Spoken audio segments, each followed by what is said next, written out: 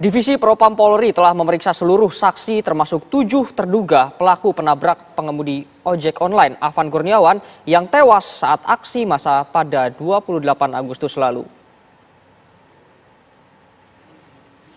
Dari pemeriksaan seluruh saksi dan ketujuh terduga lainnya, 2 diantaranya dinyatakan pelanggaran etik berat dan terancam pemberhentian dengan tidak hormat. 2 orang yang dinyatakan melakukan pelanggaran etik berat yaitu Kompol K dan Bribka R yang berada di bangku kemudi. Sementara untuk 5 anggota Brimob lainnya masuk ke dalam kategori pelanggaran sedang karena saat kejadian duduk di bagian belakang. Sidang etik untuk keduanya akan dilakukan hari Rabu dan Kamis tanggal 3 dan 4 September mendatang. Sementara itu pada hari ini akan dilakukan gelar perkara terlebih dahulu.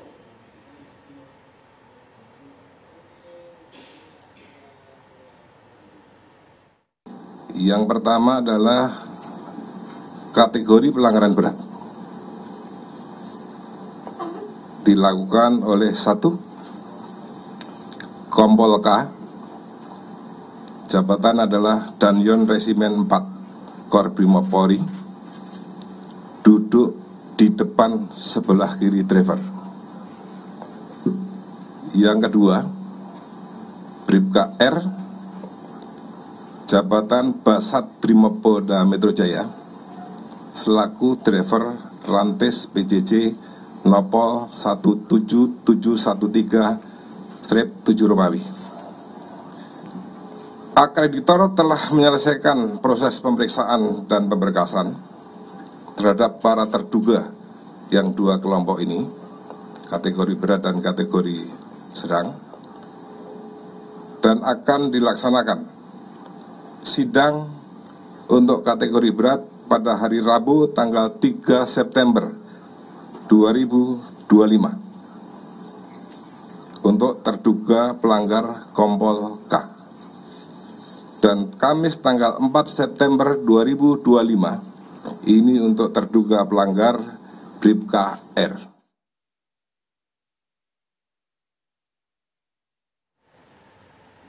Lantas bagaimana kondisi dan persiapan jelang dilakukannya gelar perkara terkait kasus tewasnya pengemudi ojol Afan Kurniawan yang terlindas oleh kendaraan taktis Brimob? Untuk memperbaharui informasi, langsung saja kita bergabung dengan reporter TV One Faisal Rinaldi yang saat ini berada di Mabes Polri, Jakarta. Faisal, rencananya gelar perkara nanti akan dilaksanakan pukul berapa? Ya Duhan, terkait dengan pukul berapa memang belum ada informasi lebih lanjut terkait hal tersebut. Namun yang pasti pada hari ini Mabes Polri akan menggelar atau akan melakukan gelar perkara terkait dengan meninggalnya pengemudi ojek online almarhum Afan Kurniawan yang meninggal dunia akibat dilindas kendaraan taktis Brimopolda Metro Jaya. Di mana dapat kami informasikan Duhan bahwa untuk gelar perkara ini nantinya akan dihadiri oleh sejumlah pengawas eksternal seperti misalnya dari Kompolnas ataupun Komnas HAM. Nah, pengawas eksternal ini dihadiri untuk bisa memastikan transparansi dan juga akuntabilitas penanganan perkara ini. Di mana gelar perkara ini Duhan dilakukan usai ditemukan adanya dugaan tindak pidana dalam kasus meninggalnya Afan Kurniawan. Selain pengawas eksternal yang tadi kami sebutkan, juga dihadiri pula oleh dari tim internal seperti misalnya dari Itwakum, kemudian juga dari Bareskrim, SDM, Divpropam, kemudian juga dari Propam Brimob juga akan hadir dalam gelar perkara nanti. Nah, kemudian Duhan bicara soal dugaan tindak pidana yang tadi kami sempat singgung, di mana dugaan tindak pidana ini muncul dari pemeriksaan yang dilakukan terhadap 7 anggota Brimob yang diduga terlibat dalam insiden ataupun peristiwa ini.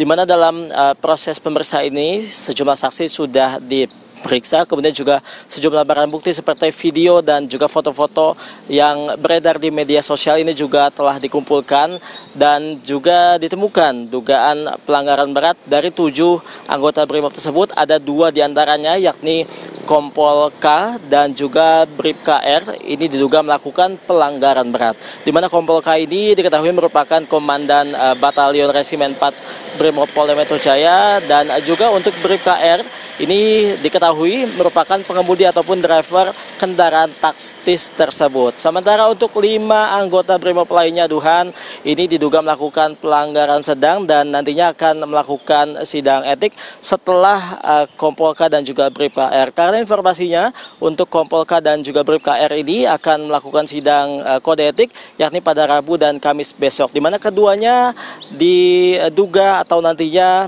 akan dilakukan atau terancam dikenakan sanksi pemberhentian tidak dengan hormat atau PTDH. Sementara untuk 5 lainnya yang tadi kami sebutkan diduga melakukan pelanggaran sedang. Kita nantikan sama-sama, Duhan, untuk proses gelar perkara nanti pukul berapa ini akan dimulai dan nantinya siapa-siapa saja yang datang dalam proses gelar perkara nanti. Demikian, Duhan, kembali ke studio. Ya, Faisal, apakah gelar perkara nanti akan dilakukan secara terbuka atau justru nantinya akan dilakukan secara tertutup, Faisal? Iya, baik, Duhan. Apakah gelar perkara nantinya akan dilakukan terbuka atau tertutup? Ini memang informasinya belum disampaikan oleh pihak kepolisian. Namun tentunya yang pasti pihak kepolisian dalam menangani kasus ini mengaku dan menegaskan akan melakukan begitu transparan dan juga akan menunjukkan ke publik secara transparan, tidak ditutup-tutupi, dan juga secara akuntabilitas dari penanganan proses kasus ini bisa dilakukan secara jelas. Duhan. Baik, terima kasih Faisal mengabarkan langsung dari Mabes Polri. Selamat kembali bertugas.